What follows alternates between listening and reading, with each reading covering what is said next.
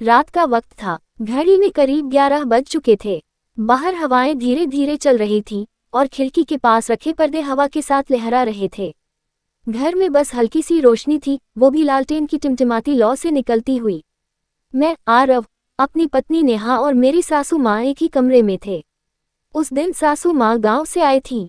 गांव से शहर का सफर लंबा था, इसलिए हमने कहा, माँ आज हमारे साथ ही रहिए, कल सुबह आपका कमरा सजा देंगे।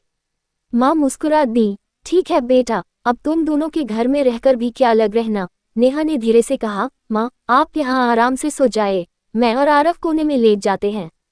माँ ने जवाब दिया, नहीं बेटा, सब यही साथ में सो जाएंगे।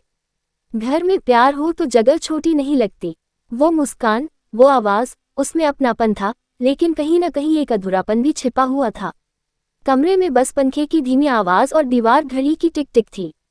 नेहा मेरे पास लेटी थी और माँ थोड़ी दूर वाले कोने में। लेकिन उस रात कुछ अलग था, एक अजीब सी बेचैनी, जैसे कुछ कहना बाकी हो, कुछ सुनना बाकी हो। मैंने करवट ली, नेहा की ओर देखा। वो सो चुकी थी। उसके चेहरे पर शांति थी, लेकिन आंखों के नीचे थकान भी। शायद घर के कामों की, या शायद जिंदगी की।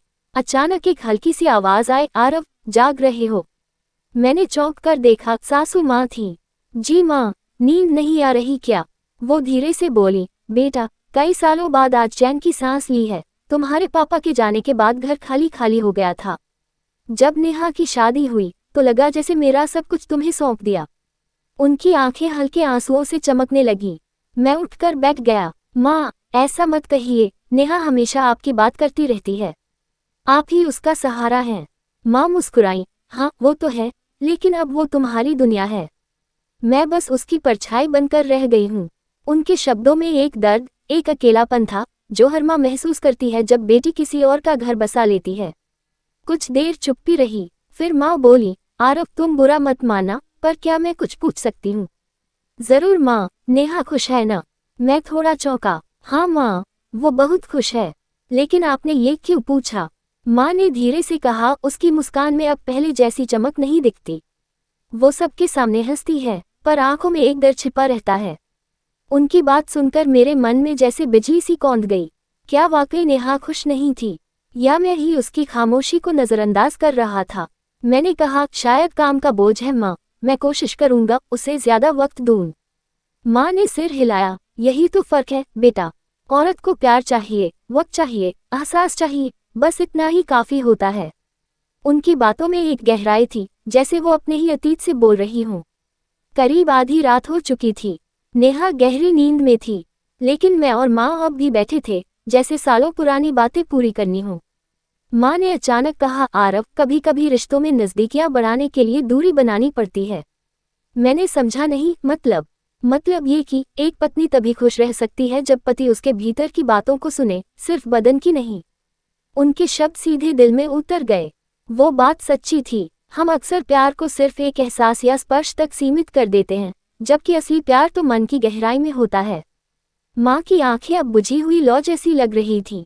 वो बोली, मैंने अपनी जिंदगी में यही गलती की थी बेटा। तुम्हारे पापा से बहुत प्यार किया, पर कभी कहा नहीं। जब तक समझा, बहुत देर हो चुकी थी। कमरे में सन्नाटा था, बस लालटेन की लौ टिमटिमा रही थी, जैसे अतीत की कोई याद फुसफुसा रही हो। माँ ने थकी सी आवाज में कहा, बेटा आज दिल हल्का हो गया, तुमसे बातें करके अच्छा लगा। तुम बिल्कुल वैसे ही हो जैसे मैं चाहती थी नेहा का पति हो, समझदार, शांत और दिल से सच्चा। मैंने झुककर कहा, माँ आपका आशीर्वाद ही मेरी ताकत है। उन्होंने मेरा सिर सहलाया। उस पल में न माँ थी, न बेटा, बस दो इंसान, जिनके बीच समझ और अपनापन का बंधन था। वो बोली, अब तुम सो जाओ, सुबह जल्दी उठना है। मैंने कहा, जी माँ, और बत्ती धीमी कर दी। लेकिन नींद नहीं आई। दिल में कुछ अजीब सा चल रहा था। माँ की बातें, उनका अकेलापन और नेहा की मुस्कान का मतलब सब जैसे खुलने लगा था। सुबह की किरणें खिड़की से अंदर आईं। माँ मंदिर में बैठी पूजा कर रही थी और नेहा चाय बना रही थी। कमरे में एक अजीब सी शांति थी, जैसे पिछली रात ने सब कुछ बदल दिया हो। मैंने नेहा की ओर देखा, वो मुस्कुरा रही थी, पर इस बार उसकी मुस्कान सच्ची थी। शायद उसे भी सुकून मिला था कि उसकी माँ अब हमारे साथ हैं। माँ ने कहा, नेहा आरव अब समझदार हो गया है, उसे अब हर बात समझ आ रही है।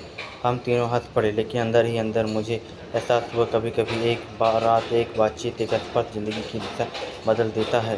दिन बीतते गए, माँ कुछ दिनों बाद हमारे साथ रही। घर में रौनक सी छा गई। वो हर शाम मेरे साथ बैठती, नेहा की पसंद की बातें करती और हमें सिखाती कि प्यार असली रूप वो होता है जो चुपचाप साथ देता है। एक दिन माँ ने जाते जाते कहा, आरोह, जब तुम्हारे और नेहा के बीच कभी खामोशी पड़ जाए तो याद रखना, बातें से नहीं, एहसास से रिश्ता जोड़ा जाता है। उनके शब्द मेरे दिल में अमर हो गए। उस रात जो उन्होंने कहा वो हम में अब मेरे रिश्ते की नींव बन गया था। कुछ महीनों बाद नेहा ने मुझसे कहा, जानते हो आरोह, उस रात जब माँ हमारे साथ थी तुम्हारा रवैया बदल गया था। अब तुम जानते हो, समझते और महसूस भी करते हो। मैं मुस्कुरा दिया, क्योंकि उस रात माँ ने मुझे सिखा दिया कि प्यार बोलने से नहीं, समझने से बढ़ता है। नेहा ने मेरा हाथ थामा और शायद इसलिए मैं अब सच में खुश हूँ। मैंने आसमान की ओर देखा। माँ अब गांव लौट चुकी थी, पर उनका आशीर्वाद हमारे साथ था। कभी कभी ज़िंदगी हमें ऐसे मोड़ पर ला देती है जहाँ हम किसी के दर्द को तब समझते हैं जब वो खुद नहीं कहता। वो रात भी ऐसी थी कि जहाँ ना कोई राज था, ना कोई रहस्य, बस एक माँ का स्नेह, एक बेटी का प्रेम और एक पति का जगाया हुआ दिल। उस रात सासू माँ ने कुछ नहीं किया, बस दिल की बात कह दिया, और वही बात हमारी पूरी ज़िंदगी का रास्ता बदल गई। और रात जब सासू माँ ने सब कुछ बदल दिया।